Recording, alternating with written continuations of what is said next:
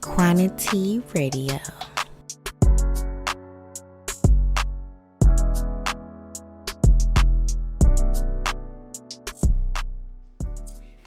Welcome back to another episode of the QuaniTEA Radio Podcast. It's your host, Big Quan, not the little one.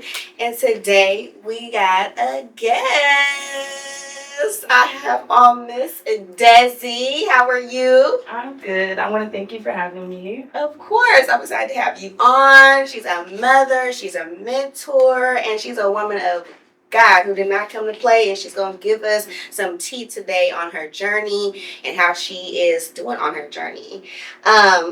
So I'm excited to have you on. We're going to start off with a little icebreaker and just get in the conversation a little bit, get to know you a little bit more before we dive into the deep stuff. So I pick a random icebreaker question, and we both going to answer it. Okay. So, what was your favorite food as a child? I had so many. It's always been tacos, and it's still tacos. It's still tacos. Tacos and banana pudding. Ooh, banana pudding. See, you know what? I didn't like banana pudding when I was growing up, but now that I'm an adult, I like banana pudding. But no bananas, though. Oh, no bananas. Okay. See, I love extra bananas. cookies. I love bananas. And it gotta be cold. It gotta be cold. It has to be cold. I feel you on that one. What was my favorite food as a kid? I would say rice. I love rice. Like, I would eat rice and I would put ketchup on it. Oh my goodness. So I would say ketchup and rice. I would just put ketchup on everything too. So that was like my favorite sauce. And then I would just eat a lot of rice. I still like rice too to this day. You put sugar in it? I never got that I never got that where people put sugar on their rice. Do you do that? I used to do that when I was little. So what? Just sweet rice. It used to be good. Really? I don't do it no more, but it used to be good. People put sugar in spaghetti too. Like, they put sugar in spaghetti and rice and everything. Just, I'm good with butter, salt, and pepper, girl. And I would tear it up. So on today's episode, we're going to talk about a lot of different things.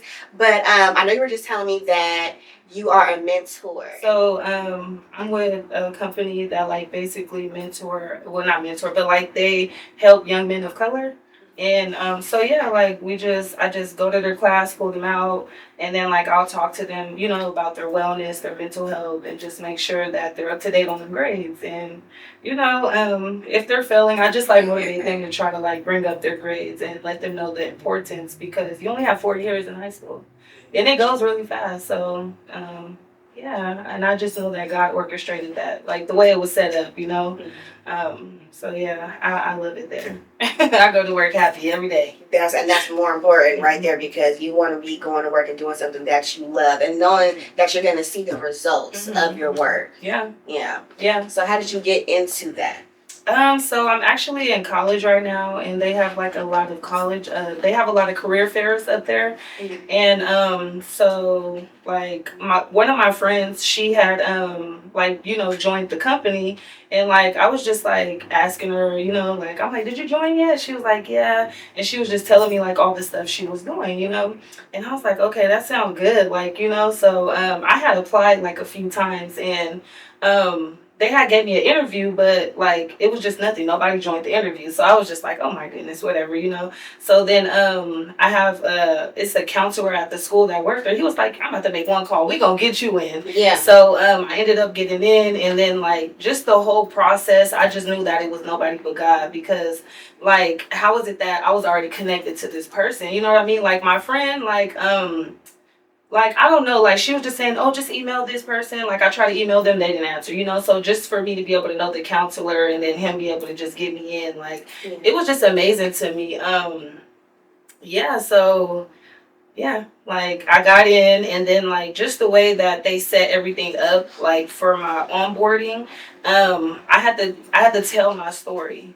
My reason why I want to help these brothers, and it was just beautiful to me, because I'm look, I was a super senior, I was getting in trouble, and I went to college and I ended up dropping out, I didn't even feel smart enough for college, but once once I let go the ways of the world, like as far as in drinking, partying, being around negative people, like once I let those people go, like I seen how God started to work in my life. And then now I'm in school, and then like even just me being at my job and sharing my testimony, like getting paid to share your story, I can't make this up. I was just like, everything start aligning. Once you start getting right on your path, everything start coming to you. You start doing what you know you should be doing. Yeah. It just all came natural, and I was just like amazed. It amazed me. I was crying for weeks. I'm like, yeah.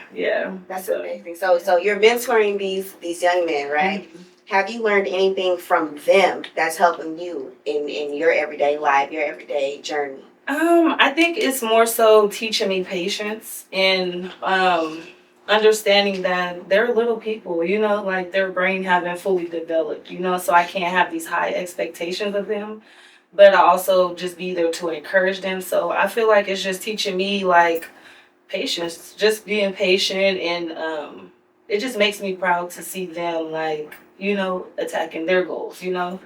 And it also teach me to be patient with myself too, you know. I was once in their shoes too, you know, and I always look at how like far I've came, and that they're on their way there too. So like I always just try to drop little gems, you know.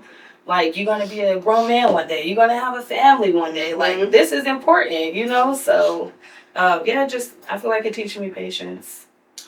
Okay. So, were you born and raised a psych? And I always ask this every time people come on the podcast, and I'm just like, if you were, I want to know your experience, because everybody's experience is different. So, tell me about your upbringing. How did you grow up? And, you know, any like challenges you went through, things like that. Like, give me a brief backstory on how you grew up. So, I wasn't born in Stockton. I was actually born in Sacramento. I am the oldest of 10. So my mom had 11 kids. I'm the second oldest. We moved to Stockton when I was like around like 12, you know. So I say I'm from Stockton in Sacramento. So Stockton was very rough. It's a very rough place, you know. But I did make it out. And when I say make it out, it's because the environment.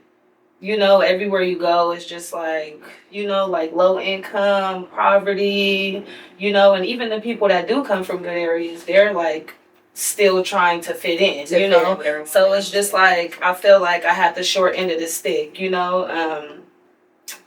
I feel like it was hard because it's a more so trying to find your identity and trying to find yourself. And when you don't have that many role models that are that's going to college or even carrying themselves correctly as a woman, you know, like just not having, you know, like guidance, like just you know, and it's just like, you know, my mama, she tried her hardest, you know what I mean, she tried her hardest, and having a lot of kids is hard, you know, and me being the oldest, I was just like, I feel for my siblings, you know what I mean, so I just, you know, I just tried my hardest, and I feel like it's all paying off now, you know. But yeah, I feel like Stockton tried to suck me in, you know, like explain that. Yeah, I'm gonna be very vulnerable, you know what I mean, because it's my testimony, so like I'm not afraid. But you know, like being promiscuous, you know what I mean, like when you don't have that guidance, you try to find love, you know. I didn't meet my dad till I was like 12 too, so I feel like that played a big part in my journey as well. Just trying to find myself, you know. And just growing up, you know, I was doing hair, so that's how I was making my money, you know. So I always been a hustler, you know. Right. And then like I said, I was a super senior, so I was catching like 4 buses to get to school, you know, because like my mom, we moved around a lot, so I'm like, I'm gonna be somebody, you know. And like just all the trials and tribulations that I was going through, like I just knew that God had a calling on my life, because I will always say, like, even at 15, like I'm fighting, you know, because that's how I would express myself, was fighting, you know. And I just didn't know my inner beauty. I didn't know, you know what I mean? So I would always like look at older women and be like, you know, like ones that I see out, like, you know, and they just like carrying themselves like a real woman. I'd be like, I want to be like that, but I wasn't raised like that. So how do I get like that? You get what I'm saying? And yeah, so I know I'm probably jumping all over the place. No. Okay, Good. as far as like just searching for love, you know, I had my son at 21, so that was a roller coaster in itself. You know, just being in a mental. It was never abusive, you know, but it was mental. Like I feel like it was more of a mental thing, you know. Like when you don't know yourself, I just feel like you just don't know yourself, you know. So you're trying to pour this love into people. You're trying to get people to love you, but it don't work like that. When you love yourself, love naturally gravitate towards you. Mm-hmm. When you respect yourself, people naturally respect you. Yeah. You know? Yeah. And you know, I got to give God all the glory because I didn't know myself until I changed my ways. Mm-hmm. Until I start digging in the Bible and seeing, like, okay, like, this is real life stuff. Yeah. You know, that I could carry with me, you know? And then I started to see my inner beauty, you know? But, yeah, like, growing up, it was hard. Like, I want to share a part of my testimony, you know? Like, I don't know why it's been on my heart, but, like, growing up, you know, like, my brother, he had like this girlfriend, right? Mm-hmm. One of my brothers, I got a lot of them, so nobody know what I'm talking about.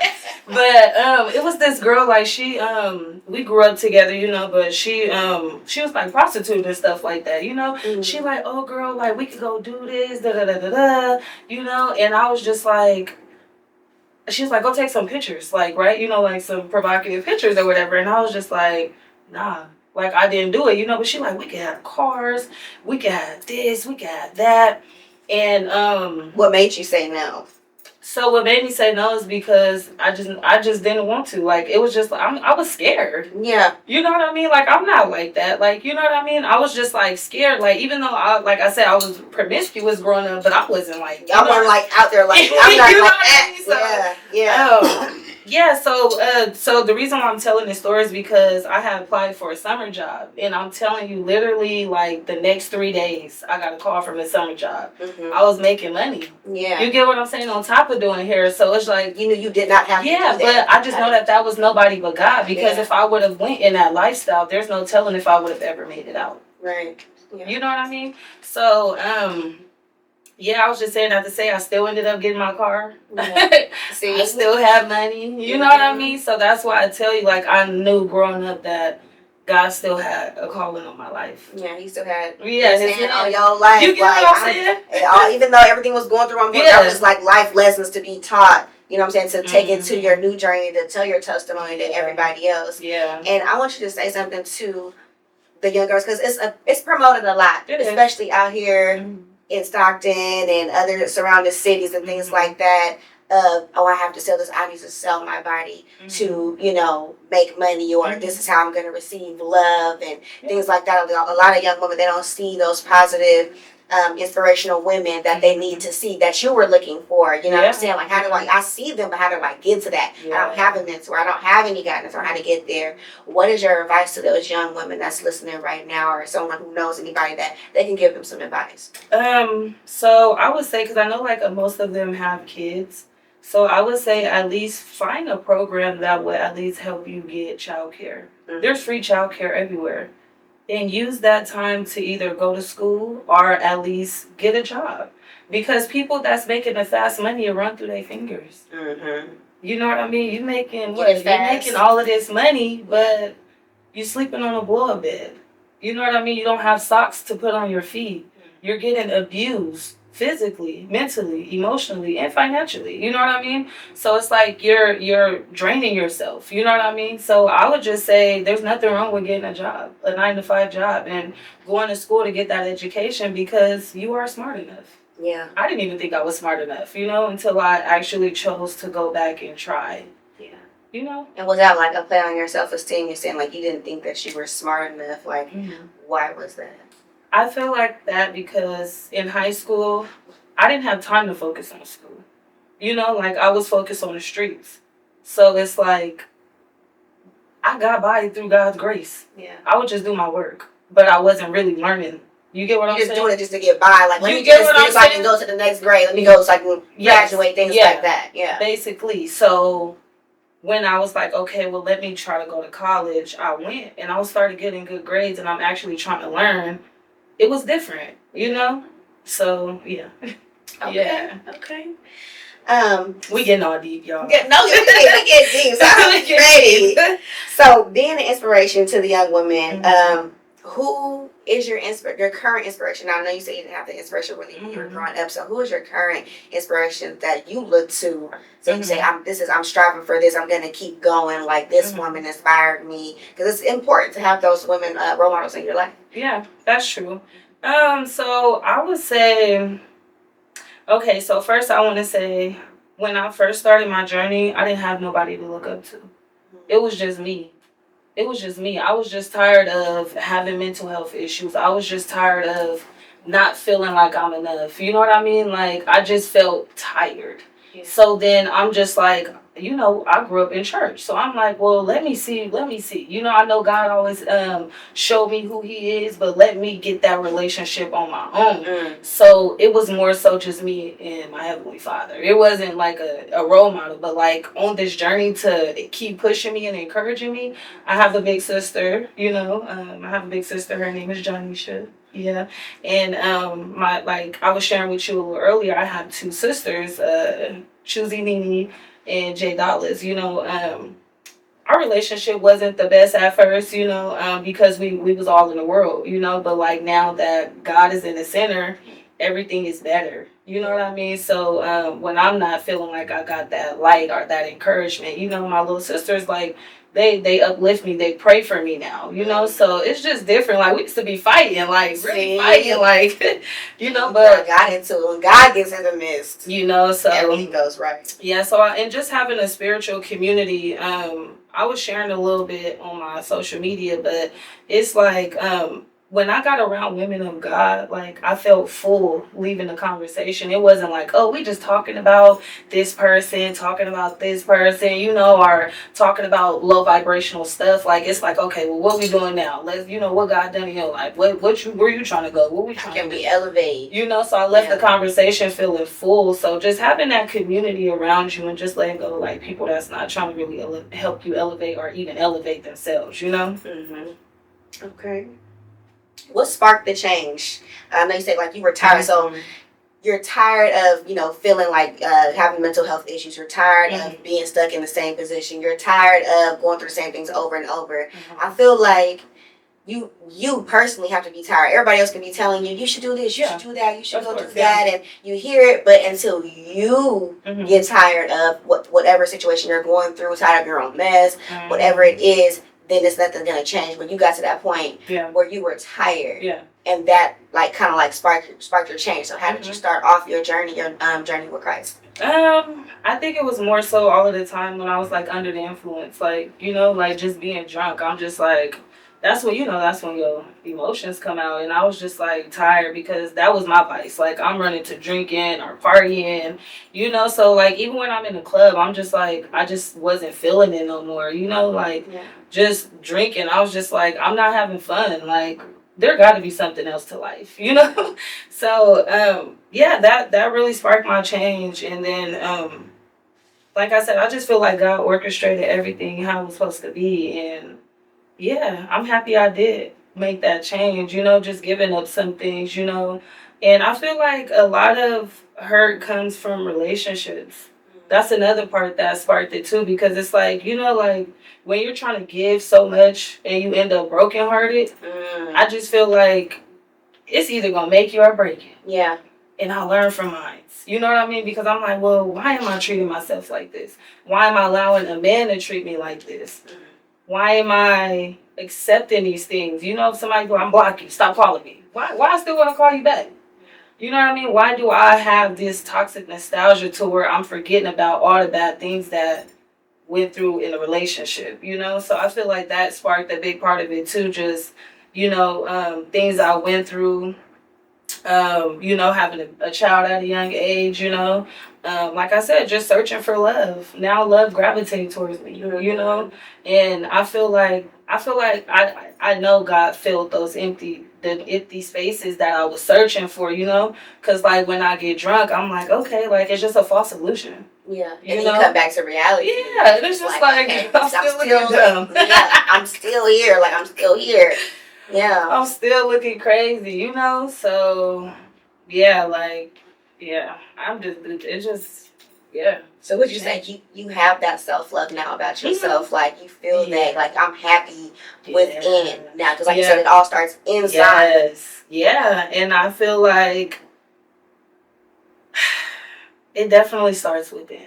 It starts within, because if you're not healing within, it's going to start to show up in your conversation. It's going to start to show up on how you're treating people. It's going to start to show up on how you're treating yourself, you know? Yeah. So, yes, it's definitely illuminating from the inside out. But honestly, it comes with hiccups, because when you start to see reality, it's just like now you cannot unsee it. You know what I mean? There. It's like you start to realize that everybody's not on a healing journey. So then it's just like, well, how do I deal with broken family members? How do I deal with broken people? You know? So it's just like you have to also realize, like, to handle people with care and not just be judgmental and be like, oh, nah, they, look at them, they, you know what I mean? Like, no, you handle people with care. You get what I'm saying?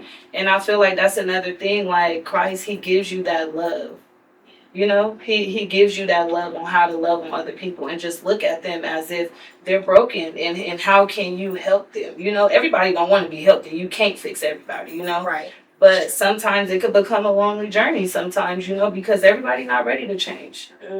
Everybody not ready for healing. Everybody's not ready, you know? So it's just like, but when it's your time, when you feel it's time to heal, you just gotta heal. Yeah. You know, and it starts with prayer. Like, I pray a lot. You know, even on my bad days, just because you're on a journey don't mean that it's an overnight change. Mm-hmm. You know, so I feel like praying has helped me in not being afraid to cry. Were you afraid to cry before? You didn't want to show that vulnerable side of you? I feel like during my prayer time, I feel like I try to hold back my prayers, but it's like God knows everything. So now I'm just all open with it. I'm like, look, God, I'm dealing with this. I'm dealing with that. I need help with this. Yeah. And you mentioned, like, you know, everybody doesn't want to heal, or it might not be their time to heal. Like, they're not ready. Mm-hmm. And that could be difficult sometimes, because you're on your healing journey and you're bettering yourself and you're becoming this new person, this new woman, and it's like, come with me, like, come with me, come on. They're like, show you something. They're not ready. Let me show you something. That can hurt you a little bit, like, because someone else that you really care about and that you love is not ready. So it's like they're not ready to be on the level that you're ready to be on, and so you gotta just kind of let them find their way, almost. It was so cringing in the beginning. Yeah. It was so cringing, because it's like, look, and I'm not gonna lie, like, in the beginning of my journey, like, I wasn't talking to none of my family. I wasn't talking to nobody. I was just like, look, I gotta get me together, you know? But once, like, my family really starts seeing, like, there's a change. Yeah. You know, and once, you know, it's like breaking generational curses. That's what it is, you know. And I know there's a lot of, you know, in the African American community, there's a lot of broken families, you know. So we got to dig from the root, you know. But it can get lonely. It can, but like I said, God is gonna send you spiritual family. He's gonna send you a community of people that's gonna be able to support you. You know, He's gonna send the right people at the right time. So I feel like it all played out how it's supposed to be. You know. Yeah, He'll send you people all in divine timing. Yeah, and just to see that my change has helped a lot of people. Like, you know, people, like, we'll just be having a regular conversation, and then I just start, you know, like, speaking, like, positive, you know, or if I feel like God is telling me to tell someone something, like, I'll say it, you know, and they'll be, like, messaging me the next day, like, hey, look, I really appreciate you. And I've seen, like, so I was at school, and I had a classmate, right, like, it was, like, the whole next semester, but she just looked drained. Like, she just looked so drained, and I just started talking to her, and I started praying for her, you know. I'm telling you, I seen her, like, 2 months later. This woman looked like a whole new woman. She said, "I thank you so much for praying for me." So we don't even understand how much you just being a positive light in somebody's life can go, you know. And like they say, a lot of Black people, or African American people, is like crabs in a bucket, because we pulling each other down. You know, I want to change my life. I want to go to church, or I want to just change or do something different. Yeah. Oh, you holier than thou, or you're like, I'm normal. Look, hey, I'm not. Nobody's without sin. I'm not perfect, you know, but I'm trying my hardest. Yeah. You know what I mean? I'm trying. And when you see someone trying, I say it all the time, help them, encourage them. Okay, I see you. Yeah. You know, but they might need that. You know, they might be looking for that so they can keep going. They might want to give up. It's like, oh, I see you, you're doing your thing, whatever. And that can boost them up to keep going on a positive path. You know? If we did that, I feel like our community would be so much further, you know, and I feel like that's what God is just using me for, to be that light, be that empowerment, uplift women, especially women that's been through heartbreak, because like God himself had to drag me out. Like, I'm like, God, I love this person. Yeah. Like, look, that ain't love, you know, and I'm just like, but once I start loving myself, then it, you know, it just feel better. Yeah. So you talk about going and praying for people and just having that confidence, and as they would call it, I grew up in a church too, so it's like that holy boldness, and you having to go up and do that. Were you ever a shy person, like, or if God just put it on your heart, you just go and do it? Do you ever like have that moment where it's like, oh, like, do I do this, or how do you know, like, you know, just to go do that? Yeah, I think it's more so keywords. You know, like when you hear someone is. It's so weird because it's like I said earlier in the interview, you can hear when someone is like depressed or like unhealed. So it's just like I look for keywords, and it's so funny because I'm a phlebotomist. Well, I have my phlebotomy license, right? I quit phlebotomy to do mentoring, but when I was a phlebotomist, I would go into people's house. Right, and some people, like, they'll just be normally talking to me, and I could just hear the sadness or the depression, you know. And God just put it on my heart to just call this one lady back. Her husband was like just being so rude to her, and I had to get urine samples and stuff from them. The husband was just telling her, like, drink this piss, drink this, like, just being funny, you know. And she like had all her hair cut it off. She was like, I don't get no love around here. My son don't love me. My husband don't love me. Like, it was just like, you know. And she was just like, you could just see and hear the depression. And I went home, and when I tell you, God was just riding my coattail. Like, if you do not call this woman back, you felt the spirit, like, I have to. Like, he's telling I said, sir, can I talk to your wife, please? Oh, he answered the phone. I said, sir, can I talk? I said, I have to tell her. I have to talk to her. Yeah. And I just told her, like, look, I want you to know that love starts within. You know what I mean? She was like, I'm a woman of God too, you know, so I really thank you. You know, I was just pouring into her, you know? And so to answer your question, like how I knew another time when I was drawing some blood, right? I was drawing this man blood, and his pulse was low. Like, he was just like, you know, you could just tell that he was spiritually sick too, or like just something was wrong, you know? Mm-hmm. And I was like, no, maybe I'm just tripping. I'm not going to say nothing, you know? Yeah. And then like when he moved, he had like a cross necklace. And I asked him, I'm like, are you a believer? He was like, yeah. And that's how I knew it was go time. Yeah. So then I just started pouring into him. He messaged me a long paragraph next day, like, thank you. You know, and I have a lot of people that be in my inbox like, look, hey, how I start my journey? Look, I'm trying to do this, and that. Or they write me about relationships or whatever, you know, like, and I speak on what God has delivered me from, you know, so, yeah. Because you never know how your story can impact somebody else. Mm-hmm. Like I said, people need to hear that. You went through the test, so you give your testimony, exactly. And that's going to help deliver somebody else. That's going to help bring brightness to somebody else, and they're like, okay, I can do it. She did it, I can do it too. Exactly. You know? Yeah. And so, you said that one thing you're doing on your journey right now is learning how to have fun. Mm-hmm. So I want you to elaborate a little bit on that. So I feel like in the beginning of your journey, people pleasing can be a thing. Mm-hmm. You know, so I'm just learning to find my balance. Like I said, when I first started this journey, it's just between me and God. So if I hear a certain song, God convict me like, hey, look, you know you're not supposed to be listening to this song. It's going to make you want to drop it like it's hot. Turn it off. Turn it off. Turn the TV off. Turn it off. Cut. Nah, so I'm just like learning how to have that balance as far as in like what areas I can be in without, you know, putting myself in harm's way, or just even, you know, bad company corrupts good character, you know? So just finding that balance, because like I said, it can get lonely, you know, and you don't want to not enjoy your journey. But you also want to make sure that you're not stepping out of the will of God, if that makes sense, you know? So me, like I was saying, I was like, I want to go to like a day party. I don't feel like there's nothing wrong with that. I mean, it's not like I'm going to be drinking, you know, twerking, you know. I like Christian lounges. I haven't been to one yet, but they got Christian lounges. Yeah. Where? I never They have one that. in LA and they have one in like Tennessee. Okay. You know, it's just like a bunch of believers. They do altar calls sometimes, but they're just like listening to like Kirk Franklin. You know, there's a lot of Christian R&B music, Christian rap. My mom Christian used to rap. I didn't Christian rap growing up. Yeah, and when I first started my journey, I was just on Kirk Franklin and all the old school songs, and I'm just like, I'm kind of getting a little tired of this. Like, what else can you know? So then I started finding different artists. So I'm like, okay, this is cool. You know, I'm like, so I feel like you just have to find your balance, you know. Would I go to a club? No. No. Because you know what's in there. You know what it's about. It's just not my cup of tea, you know. I have visited Oklahoma.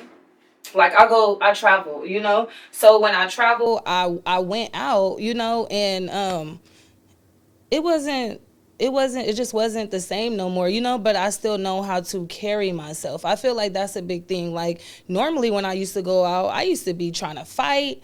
You know what I mean? I'm twerking, I'm hitting the splits, I got my bottle, I got whole Hennessy bottle, okay? Oh my God. I'm drinking and driving. I thank God that I don't have no DUIs, okay? Yeah. That's a blessing. I just see that me changing have got me out of a lot of stuff. You know what I mean? But as far as in having fun, yeah, like I feel like you have to find your balance because other people will dictate your journey. Mm-hmm. And how it should be, and you need to do this, you need to do that. And then you start to feel, this is from my personal experience as well. Growing up in church, it was like, I was Christian, apostolic, Pentecostal, skirts down to the ground. You know what I'm saying? Yeah. So I went to wasn't playing. No nail polish, nothing. What?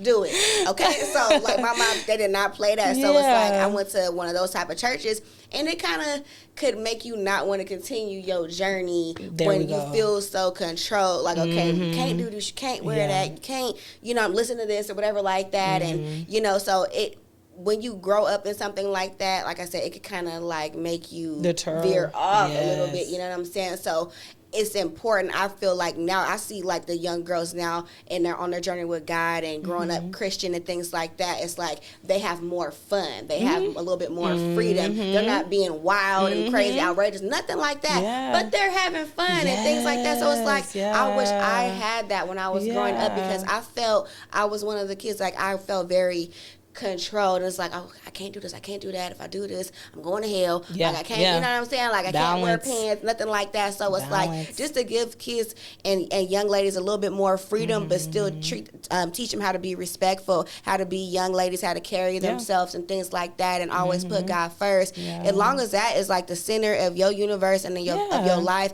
I feel like you can still go out and you can still have fun with your friends, go to concerts, whatever you want to do, as long as you know how to carry yourself. So talk about how important that is to not have somebody dictate your journey and have you feeling like I can't do nothing. Yeah, and honestly, like I still listen to R&B. You know what I mean? Like I'll listen to some songs, but like in the beginning of my journey, I had to cold turkey it. Yeah, because I wasn't able to.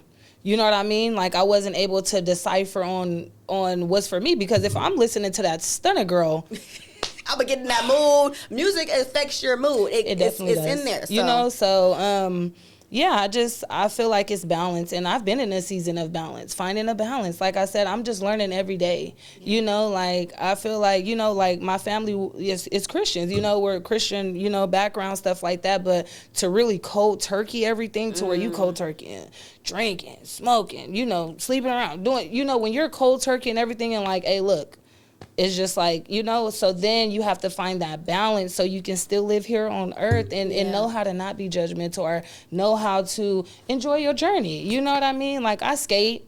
I go skating, you know what I mean? Feels so good. I love skating, y'all. So I was just about to ask you, what do you do for fun? Yeah, now? I skate. I go to I'm still finding the balance. Like, I really don't do nothing. I feel like I was so behind to where it's like I'm still finding the balance of being in college, being a mom, you know, but I like skating. I'm still supposed to go hiking. I want to go hiking. I still haven't been. I'm supposed to go hiking. I travel sometimes, but traveling is expensive, girl. Traveling is so expensive. I travel. I was traveling. When I first started traveling, I traveled like 3 times in 1 year. But now 1 year is one time a year is fine. I feel like getting out the country once a year is fine. And you can just travel, you know, within your state or within the United States. And, you know, you could budget it and still have fun. You know? Yeah. I was doing too much though. Like I was in Jamaica, girl. I was in Tulum. Ooh. I was in girl. I was everywhere. Yeah. Girl, and how did Bahamas. You like that? Like how was all those experiences for you? It was so beautiful. Yeah. It was beautiful because I was the first person, not like, so on my mom's side, like I have some older cousins and stuff that have been traveling and stuff, but they're older, like 40, 38, but like first young person to really get out the country and start traveling, because it's like, I want to do these things, So for me, I feel like I was breaking a lot of chains, Yeah. So now my siblings, they travel, my little sister just got married, she have a baby. She just had a baby. Yeah. My sister Nene, she got her business going on, you know what I mean? Her wig business, Choose Unique Wigs. So it's just, this is actually one of hers. The wig is given. Thank you. But just to see, them, just on their journey, just seeing, and we pray as a family now. You know what I mean? We pushing back the enemy because, it's like these young kids, it's just like, they're in Stockton. What do they have to do? You know, I see Jason Lee trying, so that's good, but it's like these kids, they need more. Yes, they do. They need a mentor like what you're doing. You're going out and telling them and encouraging them that they can be more than what they see. Yeah. You know what I mean? Yeah. And my fiance is also a mentor. He's going out talking to these young men and getting them before they get to that age of no return. Like, let me come and give you some games so you can soak this up and know that you don't have to be what you see out here and what's advertised to you and what they really, it's an agenda. They want you to be like this. They want you to be in jail. They want you to not have all these nice things for yourself. You know what I'm saying? So if you can go out there, each one, teach one, each one, reach one, especially somebody that's already been through something, and y'all can go back and y'all can give back to the community. I feel like us as African American people, like, we need that, you know what I'm saying, because we don't have a lot of that. You'll see it, but these people out there in Hollywood, they over here doing this, doing that, they feel like they might be too good, they're not going to come down to my level and talk to me. But sometimes you got to meet people where they at to let them know where they could go. You know? Yeah, and I feel like that's why God take us through certain things so we can give back to our community, and I'm in school to become a social worker because I just feel like I'll be in the front of youth that needs the help, or even just being in the vicinity of people that's already in the community. So like I'm just trying to, I'm allowing God to just use me, so I'm like, God, help me pass this class. I ain't studied in 2 days, help me though. Well, I know you gonna see me through. I know you gonna see me through. So what differences have taken place from your old life to your renewed life? Some major changes. Yeah, there's been a lot. Like I said, I've lost a lot of friends. I feel like friends. Conversations just don't be the same no more. Dating is not the same no more.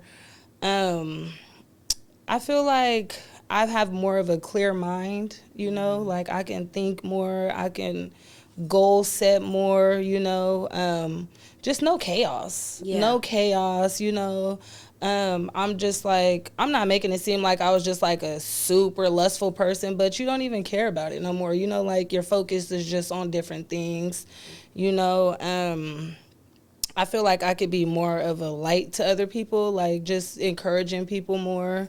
With myself, just more structured. I think it's more so structure, and that's what it is, just being structured.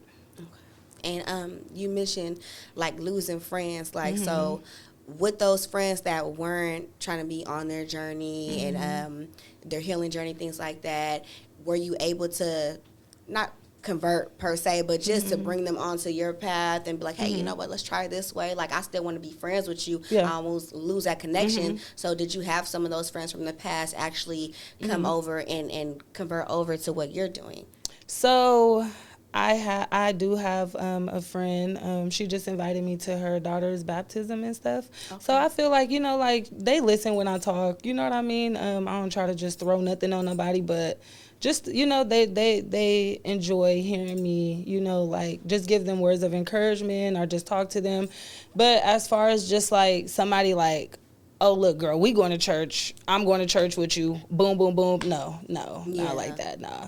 But as far as, like, just seeing people, like, try to, you know, at least work on themselves. Yeah, like, you know, have family that's working on themselves, friends that's working on themselves, you know. But I feel like God provided a spiritual community for me, you know. And sometimes it's hard for me to even keep up with them, too, because I be busy. Yeah. You know, like, I'm at work, I'm at school, and I'm a mom, you know. Like, I'm full-time student. So, like, sometimes I don't even have enough time, you know. But to answer your question, yeah. You talk about... I support them, yeah. Being equally yoked, because like you said, some friends you gotta let go. Like you said, dating is hard now because, you know, what you was looking for back then is like, that's not what I'm looking for now. Yeah. What men are into now is like, I'm not into that, you know what I'm saying? So talk about how important it is for you to be equally yoked in a friendship or a relationship. I feel like it is very important. Like I said, it can get hard, though, because a lot of people's not on their healing journey. That's all it is. It's just a healing journey, you know? So, yeah, I feel like it's very important because people can drag you down, you know? And it's just funny because it's like you have to be careful. And if we're not careful, we can go back to square one. Yeah. So, yeah, I feel like it really is important. To be honest, like, I don't have no friends. But I've been like that since even when I was in the world. I didn't have friends like that. My friends that I had end up becoming like my cousins. You know, black people. But I just hang around my sisters really. Like I just talk to my sisters. I have my mom, you know, like so yeah, like I just and then as far as like relationships, like I know it is very important because like when you fishing out of a certain pond, you know, like I used to be into hood dudes, like just, you know, just bird brain, you know. But like when your type change, you know what I mean? Like I start to see the character in a person, you know, I start to see not just the outer appearance because yeah, he can be fine. Baby, he could be 6 foot, you know, whatever you like. But if that person is draining you, if that person is a leech, if that person is just not showing up for you how you need it to be, then I feel like it can just take you back to, you know, square one, you know. And like I said before, like I've been in situations where it's just a situationship and that turned into 2 years. Yeah. You know, so that's very unequally yoked because it's not how it's supposed to be. You know, so just setting up front what you want, some people run from that, which is okay because rejection, that's not for you. Rejection is God's protection, that's you know. Right. And I'm going to tell y'all something. My favorite thing is God, if he ain't the one, girl, they be gone in 2 days. I promise you, I've did it like 5 times. I said, really? Yeah, because like, you know, like, I just be like, okay, well, you know, I'm still dating. Like, I'm trying. You know what I mean? I just be like, God, if he ain't the one, please. Just remove him. Girl, they be texting me, hey, I don't think this is going to work. I promise. You be like, that's God. Like, okay, go ahead. No hard feelings. You know what I'm saying? Because you don't want to waste your time on something that you know is not going to be for you. You know, God didn't send this person. So it's like, okay. Yeah. God, I'm going to trust you. I'm going to wait on you. Yeah. Like, and that's hard. Yeah. It's honestly, it can get hard sometimes waiting, you know, because we're meant to be together. You know what I mean? That's what I'm saying. Like, humans are meant to be together, you know? Like, we're not meant to just be alone. Yeah. You know, it's not good for man to be alone. That's what it's saying in the Bible, you know? So it can get, you know, women, we want, you know, Valentine's Day. You see people, you know what I mean? I want that, but you just don't want it just to begin. You know what I mean? You don't want to feel lonely. You know, you want it to be that right person. Yes. And I'm telling you, it's just like, I will talk to you, I will date you, but if it's just not going nowhere, like, I know what I want. I'm going to let you know up front. Like, I want marriage. You know what I mean? I want monogamy. Like, I want a serious relationship. And absolutely, if, you know, and some guys, they'll tell you, hey, look, it's not for me. Yeah. And okay. That's okay. Yeah, that's girl, okay. And I block, they're calling me blocked. Why are you calling my phone? See, that's the thing. You trying to get me. Why is you calling me? Yeah. So, like, would you, like, date a guy that's like, okay, like, he's not fully committed to God yet, but he has that background and he's working. He's a work in progress. Would you date him? I would. You would. But if he come with too much baggage, no. Okay. I feel like if it's just too much, no. You know what I mean? But it's like nobody's perfect. Everybody's on their journey. And I had to realize that, I'm not going to lie, because in the beginning of my journey, baby, I'm like, hey, look, I'm marrying a pastor. I'm marrying a deacon. I'm dead.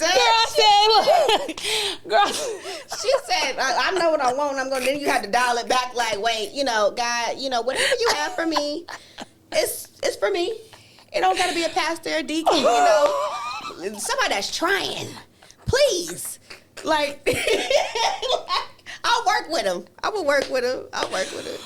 girl, I know, girl. I'm sorry. That is so funny to me, girl. Oh my goodness, girl. Let me get it together. But yeah, It's okay. I know. Look, drummer, somebody, As long as you get inside the church.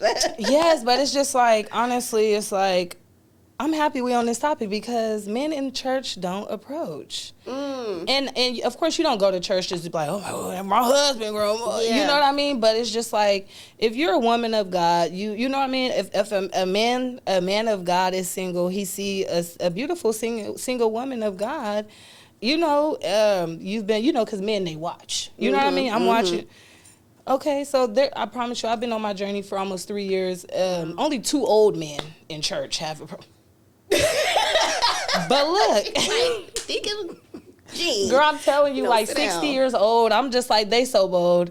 But listen, needless to say, so I was at school and I wanted to know because I'm just like, I seen the man of God at school. We just have, because he's trying to, invite me to like a Bible study thing that they have at school and stuff like that. So I don't know why it just came up. I'm like, well, would you, because he said he's not married, he's single. So I'm like, have you ever like approached, a woman of God in your church? You know what I mean?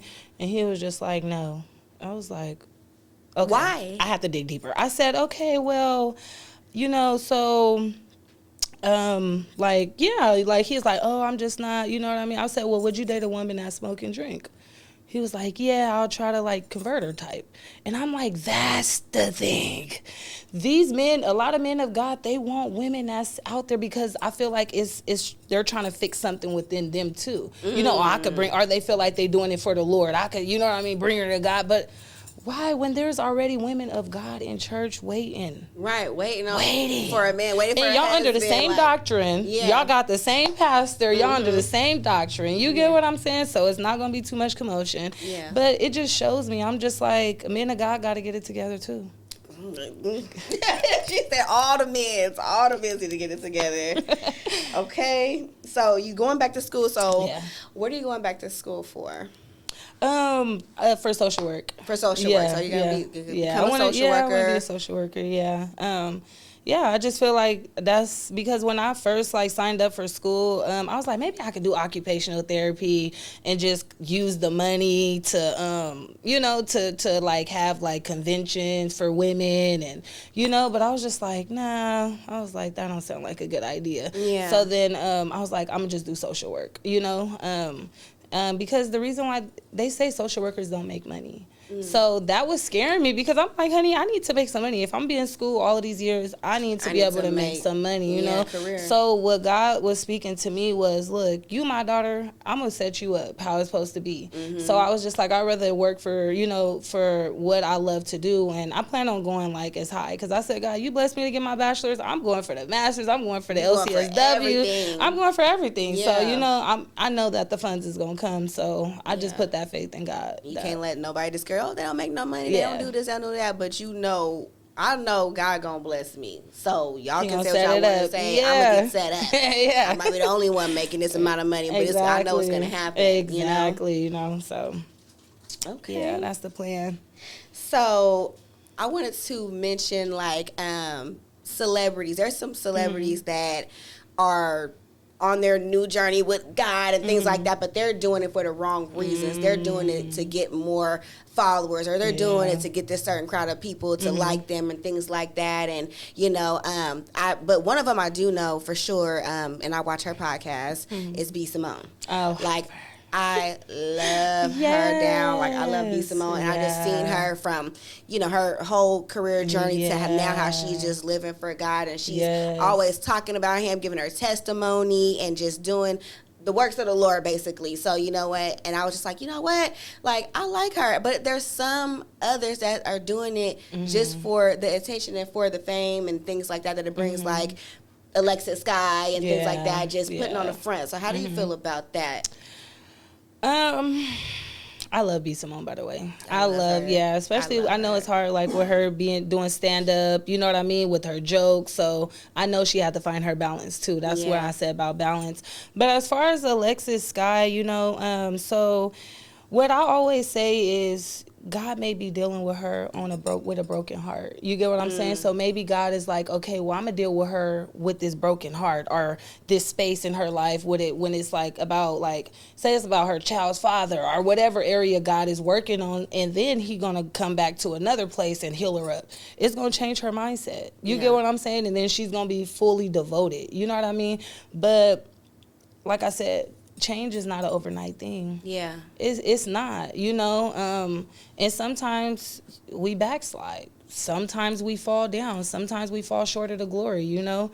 So hopefully she just got, like, you know, some sisters in Christ or some blood sisters that's just going to keep elevating her, keep lighting that fire on her, keep showing her how much impact she have. You know what I mean? Yeah. So, yeah, I feel like God just deal with people at certain times and in certain areas in their life, you know, so. I didn't think of it as that way either. Like, he might be working on you in certain areas. I'm going to fix this area first. So you still might mess up over here. You know what I'm saying? I'm perfecting this area of your life first. Then we're going to move on to the other part. So, and then other people that are looking at you because you are a public figure, you are on social media, you're displaying yourself, and it's just like, oh, well, I thought she was doing this. Well, she still was cussing, and or I still seen her, you know, with a mimosa at brunch, and you know, but it's like I'm going piece by piece, you know what I'm saying? And like people, a good example of that is Krishan, and so I know she's like on her journey, like, but I know she grew up in church as well, and she's like she, you know, falls short sometimes like that, and people judge her and things, and it's like it's kind of hard to still stay encouraged. It's still hard to try to. We gotta uplift each other. You know, nobody's perfect, but I'm trying to be perfect. Be perfect. You know what I'm saying? So you know, that's a big deal. It is, and that's funny that you say that because I was just on live and I was listening to Jacquees. I like Jacquees. Yeah, and I'm gonna go to one of his concerts too.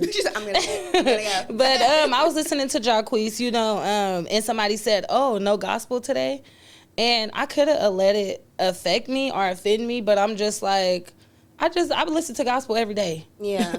I can't survive without Jesus, and I can't survive without gospel. Yeah. You know what I mean? But it's like a balance, you know? But if I'm living for my platform or if I'm living for whoever, you know, to please people, like I grew up having a people-pleasing spirit, and I'm like, God, remove that people-pleasing spirit from me. Yeah. You know what I mean? Because it's like the relationship I have is between me and God. My salvation lies between me and God. My conviction lies between me and God. Yeah. When I die, I have to answer to God. Not all these people that's judging me and having their input and things like that. Yeah, but that don't give me a reason to just go out and be doing stupid stuff. You know what I mean? Yeah. And but it's a balance, I'm telling you. But yeah, the person was just like, oh, no gospel, and why a gospel song came on right after. And you know, you can't go and slide down and change the song. It just came on. And that's why I was like, you know, people have to realize that a journey is a journey.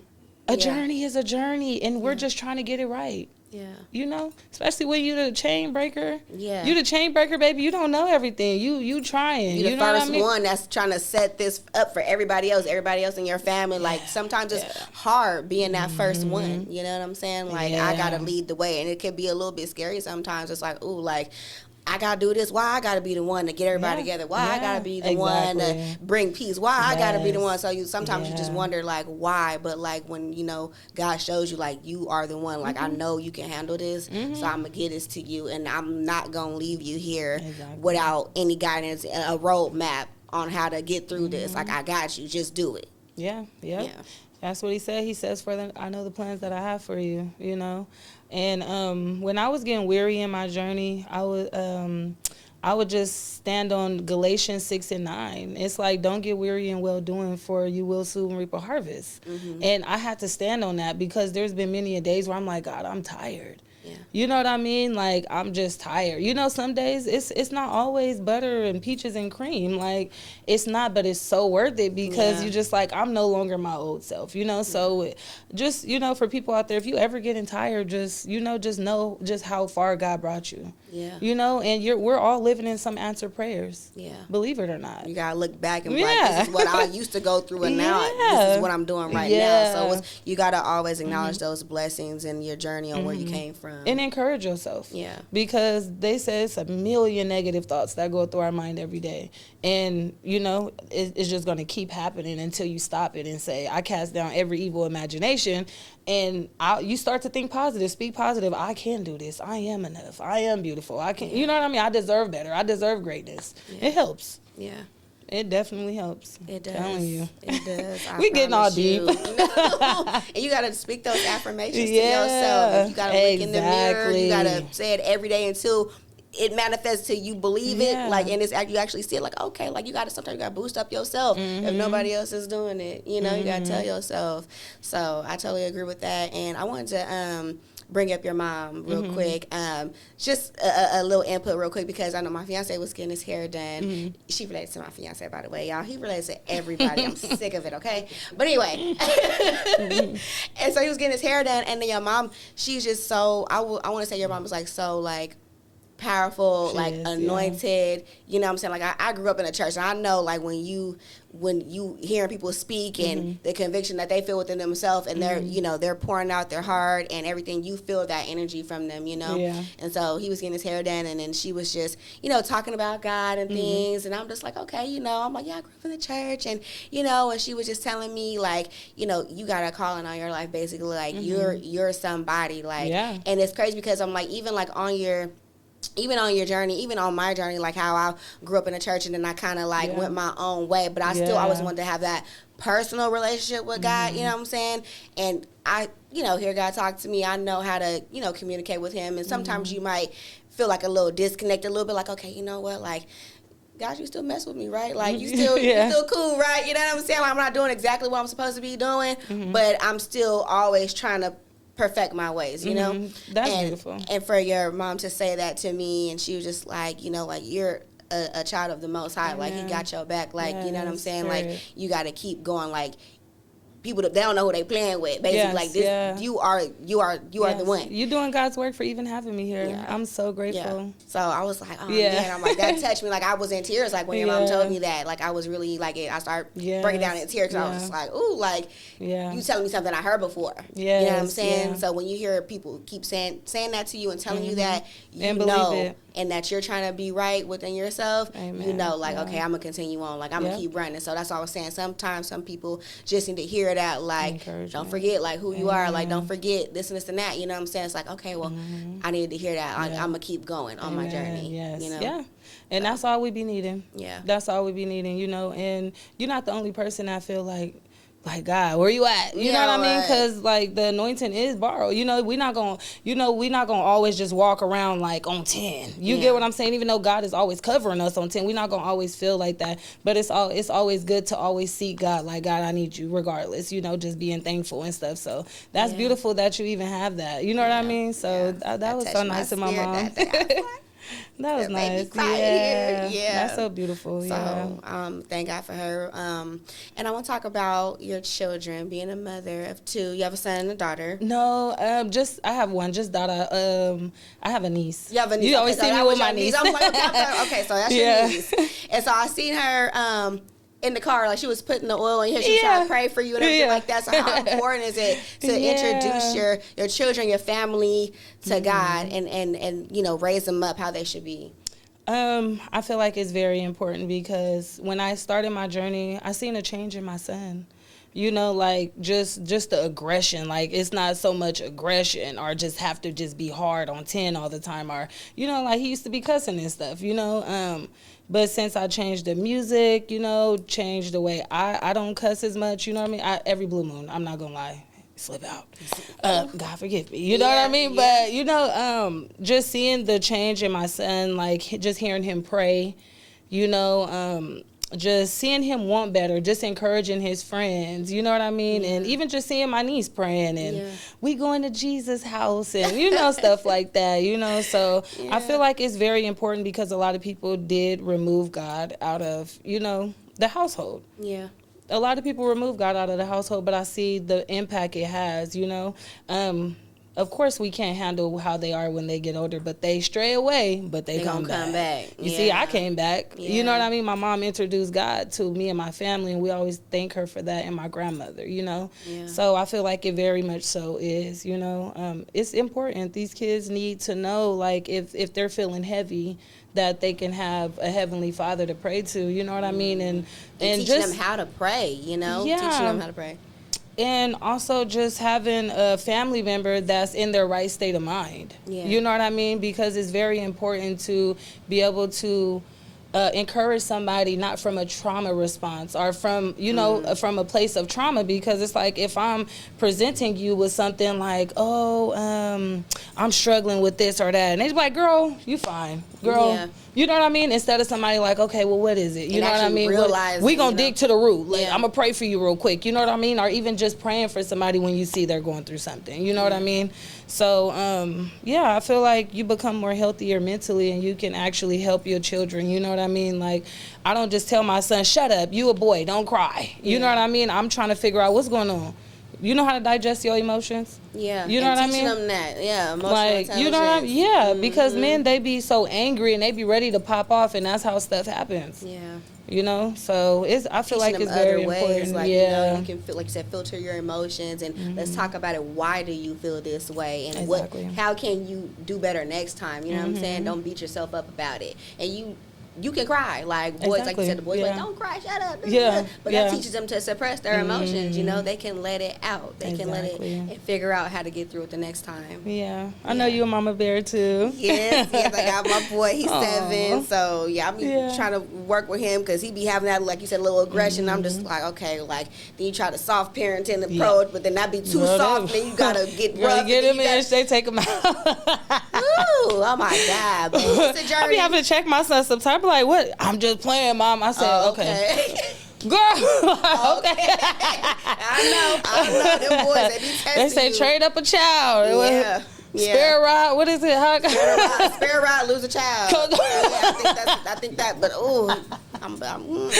that is so funny. That's funny.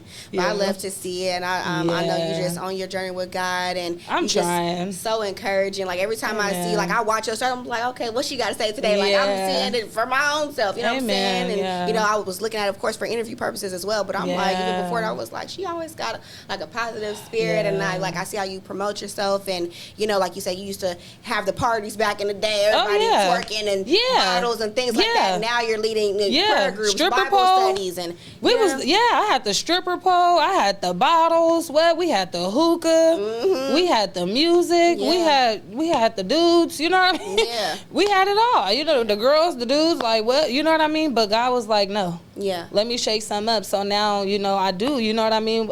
We had like a Bible study group, so we had rented an Airbnb, you know, everybody pitched in, everybody cooked, brought food, you know, we had like Christian cards, you know what I mean? So and we had painting, the little babies, the baby girls was there, I seen that. You know, so it was just a beautiful experience. And I know that I'm still trying to get more of those together, you know, because I feel like a lot of women of God, they need that community and that support, because like I said, sometimes it can get boring. Yeah, it can. If you don't have people that's already like, hey, look, I want to go to brunch, I want to do this, I want to do that. Like me, I'm a adventurous, ambitious person, so that's just my personality, you know. But if it's not a lot of people around you like that, you just focusing on, you know, elevating or learning, growing, watching a podcast, you know. So yeah, we're gonna have to. It's actually an event coming up. I'll talk to you about it off camera.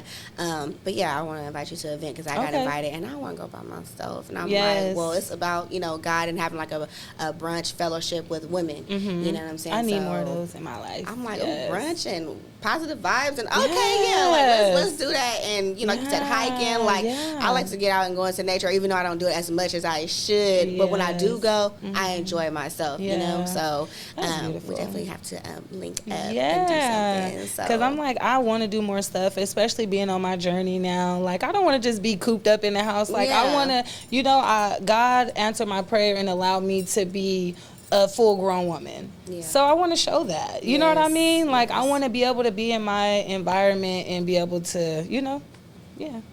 Okay. So let the people know what they can expect next from you, what you got coming up, everything that you're doing right now, and tell them where to find you at, also on social media. So you can find me at Dezzy Murray on Instagram. I'm mainly on Instagram is DEZZYMURRAY. Okay. As far as what I have coming up, I'm just being planted, still just growing. I'm just growing. I really don't have anything planned right now, so I'm just, still waiting to see what's next. But I graduate soon.